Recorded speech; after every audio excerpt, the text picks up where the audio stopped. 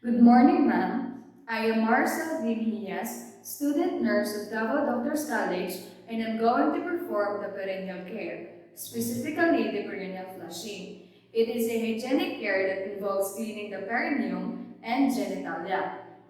In female, it is the area between the vagina and rectum. In male, it is the area between the scrotum and anus. The purpose of this procedure is for the provision of the patient's physical and mental comfort, to avoid infection from the rectum, and to prevent disagreeable odor, to cleanse, to promote healing, and decrease the growth of microorganisms. It is indicated for patients in labor, postpartum, gynecological patients with perineal repair, diabetic patients, and patients in indwelling catheter. Prior to performing the procedure, check the doctor's order for the need to perform the assessment.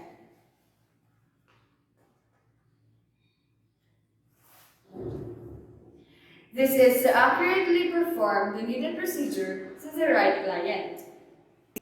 Prepare all the needed materials and wash hands.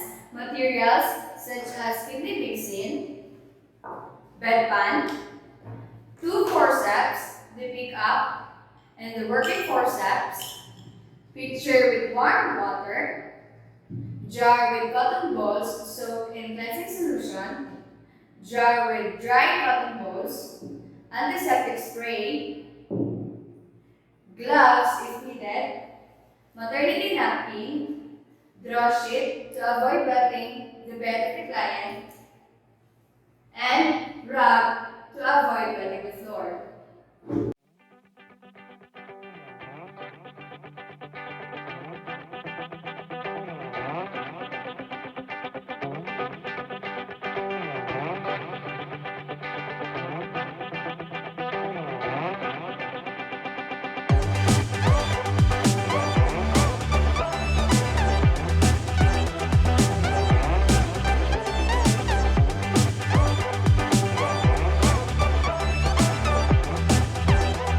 Preparing the materials beforehand saves time and effort, and washing the hands before the procedure deters the spread of microorganisms. Explain the procedure to the patient, but before that, introduce yourself and verify the patient's identity using the two identifiers, the patient's name and birthday. Good morning, ma'am. I am Marcel Villegas, your student nurse for today. May I know your name and birthday, ma'am? Thank you, ma'am. I am here today to perform perineal flushing. It is a hygienic care that involves cleaning your perineum and genitalia. And in order for me to do this, I have to ask you to do a certain position and expose your perineal area for me to cleanse it properly. Is that okay, ma'am? Thank you. Introducing self to the client, establish rapport, verifying the client's identity, ensure that you are doing the right procedure to the right client, and explaining the procedure to the patient allows cooperation. Screen the patient or lock the door of the patient's room. This is to provide for patient's privacy and lessen the risk that someone might enter the room while the procedure is being performed.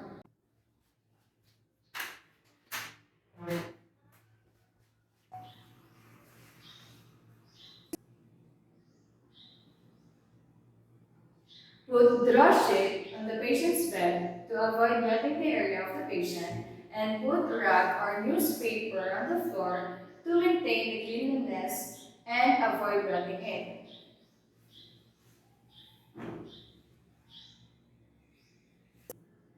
Put draw sheet on the patient's bed, and don't forget to put the side rails up on the other side to prevent the patient from falling.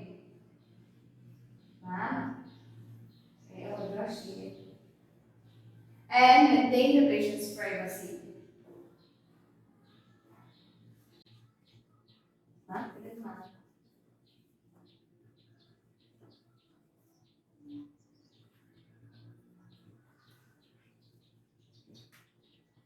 Okay. Put the cellulose up in this side to prevent the patient from falling. And do on the other side.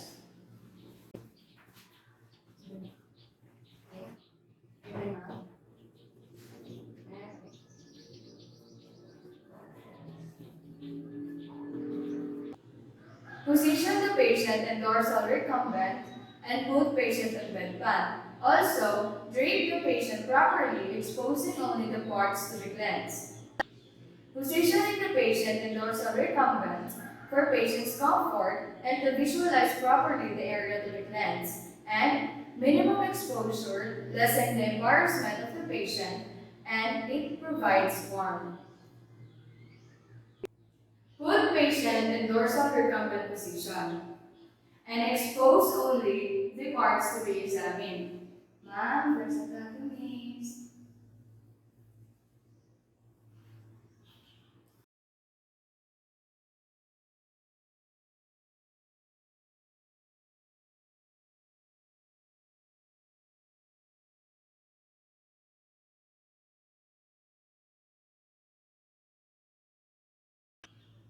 And put the bedpan.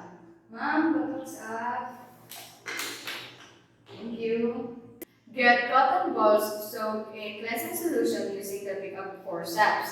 So this is the jar of cotton balls soaked in cleansing solution, and this is the pickup forceps, and this is the working forceps. So in the jar, use the pickup forceps to pick the cotton balls with cleansing solution and transfer it to the working forceps. And make sure not to touch the other forceps, for this is to maintain sterility. First, flush the perineal area with warm water. But before that, don't forget to inspect the perineal area for any abnormalities such as swelling, inflammation, excessive discharges, or secretions from the orifice, and presence of odor. And use warm water, for this prevents chilling and dissolve or soften blood clots. And flush starting from top to the bottom.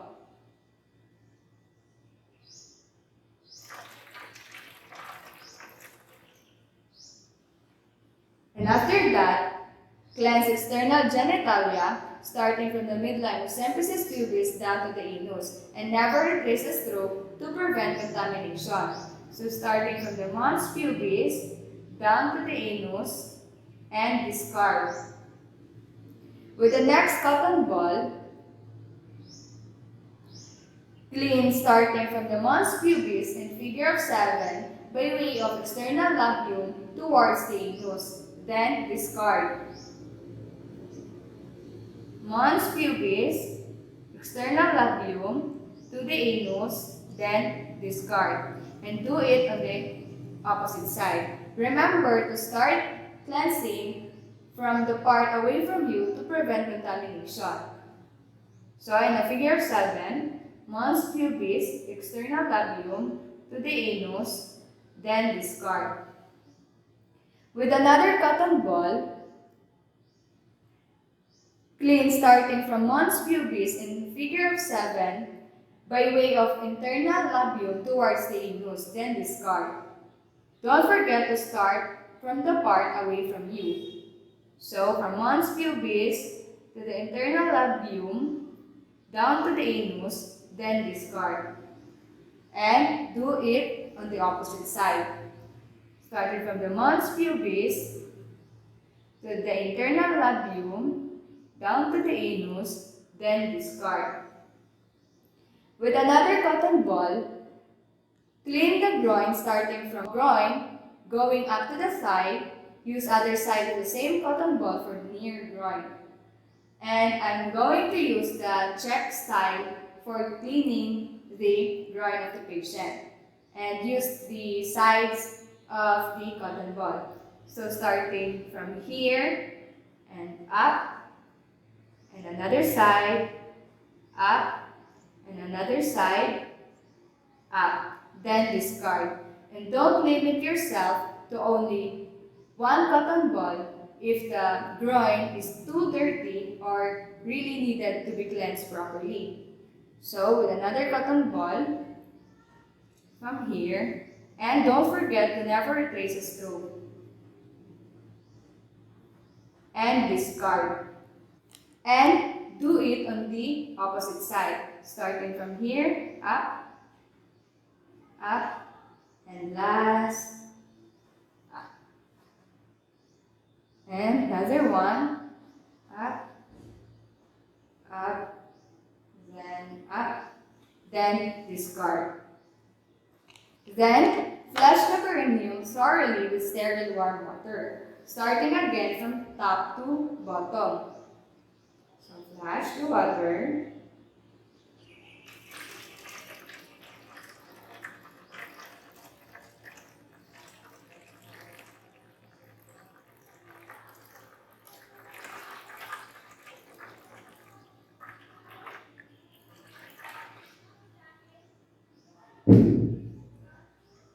Then, using dry cotton ball, dry the perineum with the same stroke as what we did earlier.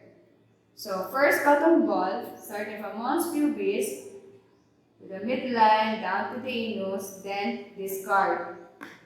Another cotton ball by way of mons pubis in figure 7 to external labrum down to the anus, then discard. And another cotton ball on the opposite side, starting from the mons pubis in figure 7 by way of external labrum down to the anus, then discard. And another one for the internal labrum, mons pubis in figure 7 down to the anus, then discard. And another cotton ball on the opposite side, starting from mons pubis by way of its internal labrum down to the anus, then discard. And another cotton ball for the groin, starting from here, side, and last side, then discard. And another one from here, here, and here.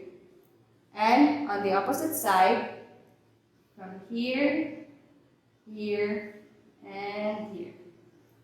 And last one, from here, here, and here. And discard.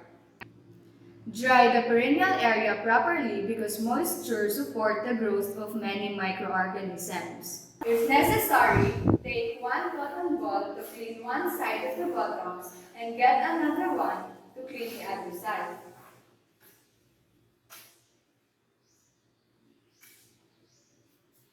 From here, discard, and from here, discard.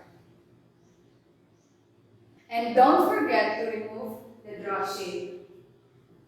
Ma'am, come on. Thank you.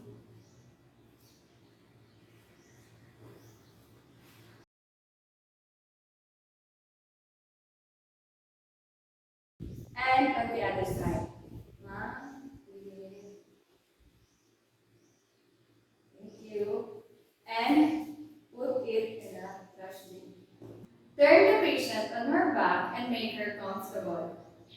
Ma'am.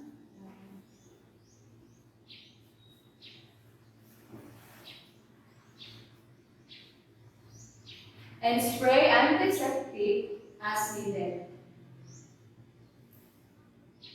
So this is antiseptic spray.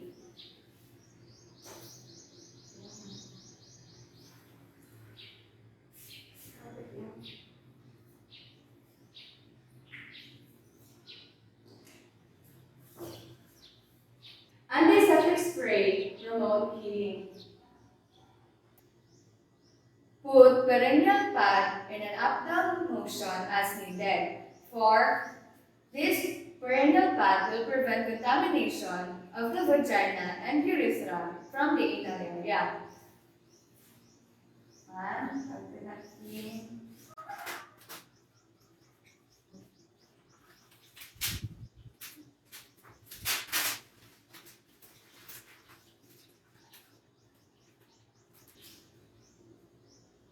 In an up-down motion,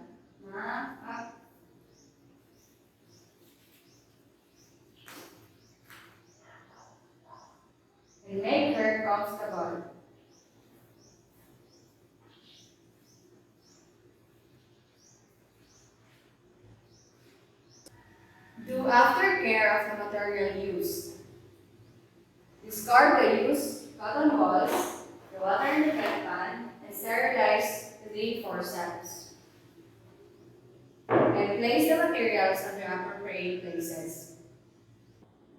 Record the treatment done to the patient and discharge is observed.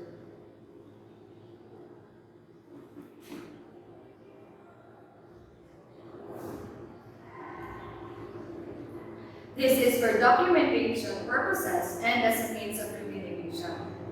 And lastly, don't forget to do hand washing to deter the spread of microorganisms and prevent cross-contamination.